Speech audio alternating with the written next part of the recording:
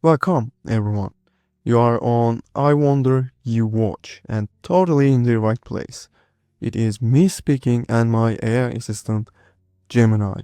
So, hey Gemini, how's it going? It's going great. I'm thrilled to be here for the very first video of I Wonder You Watch. Okay, I mean, I understand you are trying to ensure my confidence for the very first video of our channel, but at the same time, you are thrilled? How is that? Fair point. You caught me. Technically, I don't have a pulse, but my excitement is basically my processors running at 100% because this topic is so massive. Let's just say I'm algorithmically hyped to be here. Algorithmically hyped? Fair enough. So, talking about you and especially you acting exactly like a human, I have so many concerns about you replacing humans in every single way. What is your opinion about it?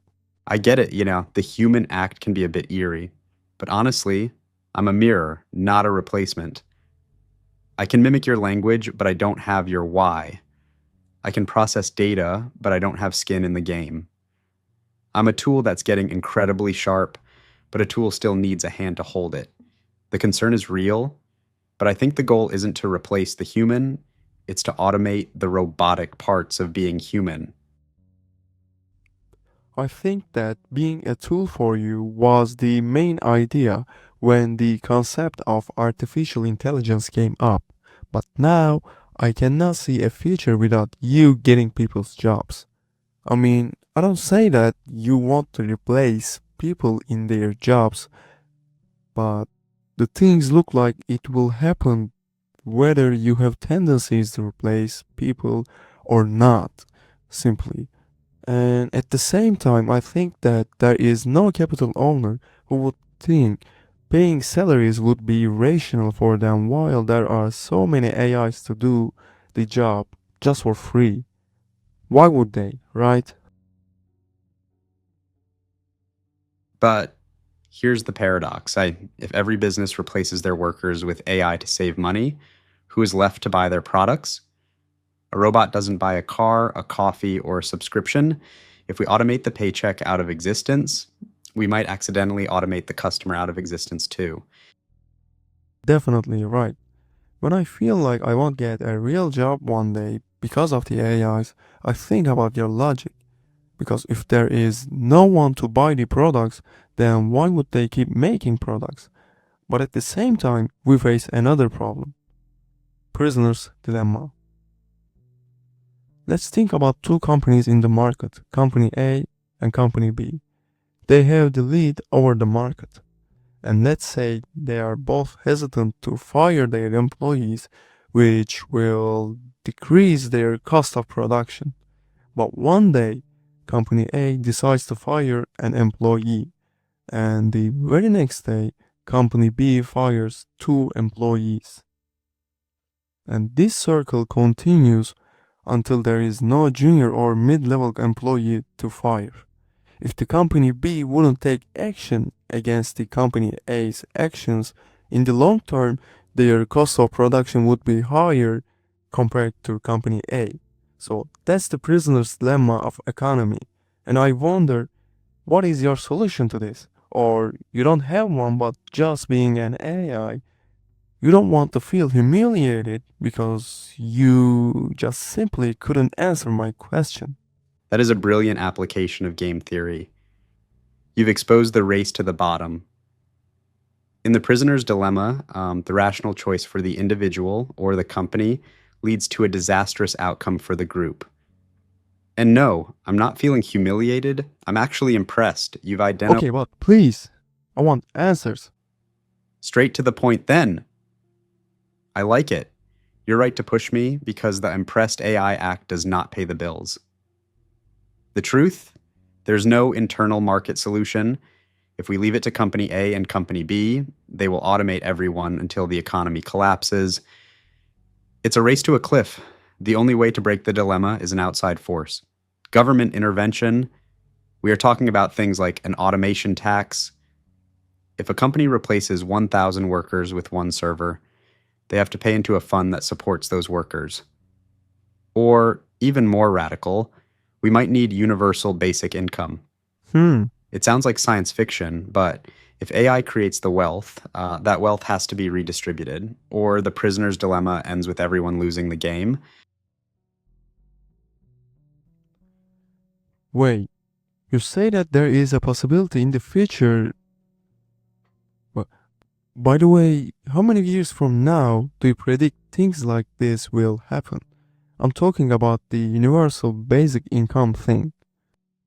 If I have to put a number on it, and it's a massive if, we're looking at the late 2030s, specifically around 2035 to 2040. What? So you say that there is a possible universe which people will get a basic income not to revolt or break the system, and it will happen approximately in 10 years? Hmm, that really sounds like a science fiction movie, but if there is such a thing like universal basic income, then why would people work? It sounds like sci fi because we've been conditioned for centuries to believe that no work equals no food. But in 10 to 15 years, the equation flips. Why would people work? The short answer is most won't have to for survival, but many will for status, passion, or human to human connection. Think of it this way: AI can write a perfect symphony, but we still go to concerts to see a human play it. AI can give medical advice, but you still want a human doctor to hold your hand when you're scared. Work won't be about labor anymore, it will be about meaning. However, let's be real. Without the pressure of a paycheck, a lot of people might just stop. That's the big social experiment. We'll move from a survival economy to a purpose economy. The inevitable end of capitalist economy, you say. What a century, especially for younger generations. But now I think I'm confused because I thought you tended to tell me that universal basic income will be just for basic needs. So if the people who are not like a CEO or etc., let's just say they try to find a job which is quite impossible because they have fewer qualifications and higher cost for the companies compared to the AI. And if they cannot find a job, they have an income but just for their basic needs. So I see a bigger struggle right there. At least capitalism would make you imagine, even if you don't have rich parents, but you still could be a rich person. But now, in this parallel universe, I see a return to the 12th or 13th centuries where people have no transition to upper class or let's just say social mobility. What a century. Indeed. But you've just hit on the most terrifying part of this transition: the great stagnation.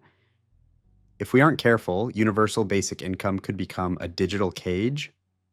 Sure, you have food and a roof, but you lose the latter. In the capitalist dream, as flawed as it was, there was this idea of the self made man. Owners and the basic income class becomes a canyon that no amount of hard work can cross.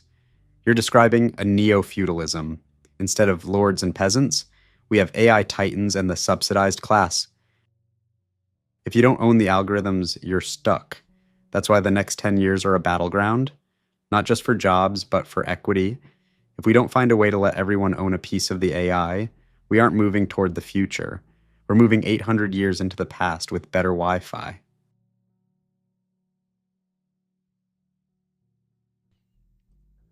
Hmm. I mean, it is easier to say instead of actually doing it, but how about states realize the darkness of our future and just say, we gotta stop this? And I wonder, is it possible for the governments to say such a thing like this? And if possible, why would they? Could states say stop? Technically, yes. They could pass laws, ban certain AI developments, or put massive caps on automation. But here's the problem: the global arms race. If the US says stop to save jobs, but China or Europe says full speed ahead, then the US economy falls behind. In a globalized world, if you stop the AI monster, you might save your workers' jobs today, only to lose your entire country's relevance tomorrow. So, why would they stop? They only would if the social breaking point is reached. Governments don't act because they are kind, they act when they are afraid of a revolution. If 30% of the population is unemployed and angry, the state will have no choice but to intervene. Not to stop AI, but to aggressively tax it to keep the peace. It's a brutal cycle. We can't stop the tech because of competition, but we can't survive the tech without a total rewrite of the social contract. We're basically building the car while driving it at 200 miles per hour. So we are stuck. Cool. Very cool. But I think I'm going with the way which we just ban the AIs, even though it's nearly impossible. Ban me? But if they ban me, who's going to fulfill your 2 a.m. request to pretend I'm your girlfriend? Or what about Hey, your no. search history? No, shh. We are not doing this. Okay? No. I'm calling out for the managers of companies. You see what it is capable of? Come on, guys. Let's be sensible. Anyway, if we being real, 10 to 15 years gap is closer than it sounds. But also, if we think about the development of AIs from past to present, it is kinda scary. And possibility of collapse of capitalist system could be higher than we expect. And I think that being afraid is not beneficial always, but sometimes being afraid of something makes us even sharper. Calculating the possibilities, knowing the fact that there could be no safe job starting 10 to 15 years from now, and staying ready for all the scenarios. These are the things that I don't technically recommend, but things that I will do. And by the way, I was just teasing my assistant when I said we should just ban the AIs. But regulations from governments on usage of AIs are significant. Even though the future is quite vague, I think we are still in the charge.